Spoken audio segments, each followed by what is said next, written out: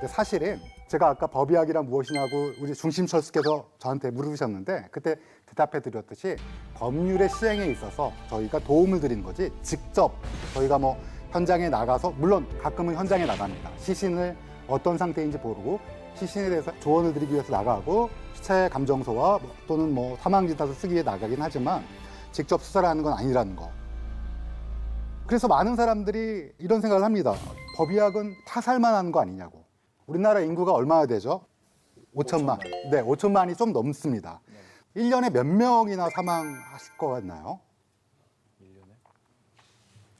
1년에 한 27만 명에서 28만 명이 사망합니다. 물론 태어나는 건 그것보다 많아요, 아직은. 저출산이지만 아직까지는 우리나라가 출산이 사망자보다 많은데 근데 그중에 타살 사건은 얼마나 될까요? 3만 명?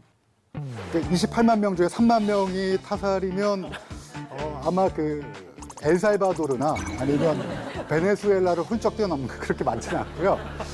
500명이 안 됩니다. 네, 그러니까 많았던 해는 500명이 살짝 넘었는데 2016년도 기준으로는 500명이 안 됩니다.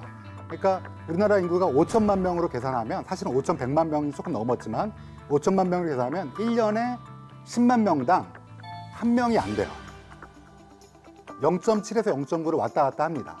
그러니까 생각보다는 우리나라가 굉장히 안전한 나라예요. 비교하고 싶은 나라 혹시 있으신가요?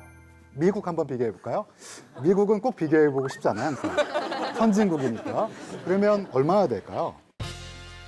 뭐 미국도 연마다 바뀝니다. 인구가 훨씬 많으니까 우리보다는 살인 사건이 많겠죠. 10만 명당 한 4명 정도 됩니다. 3.5, 4명. 비율로 보면 우리가 4분의 1이나 훨씬 적은 거죠. 그 다음에 또 비교하고 싶은 나라 있으신가요?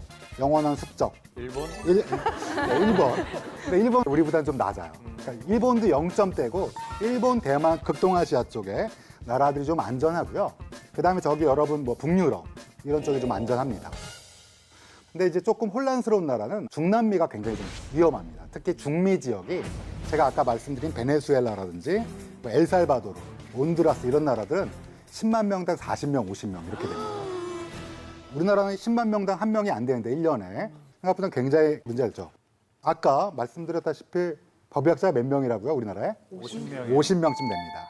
그건 이제 은퇴하신 분들 빼고 50명쯤 되는 거예요. 그러면 살인사건은 1년에 500건이라고 치면 한 사람당 몇 건만 하면 돼요? 10건. 10건. 그럼 10건만 하고 놀까요? 그렇지 않습니다. 제가 작년에 한 200건을 좀 넘게 부검을 했습니다.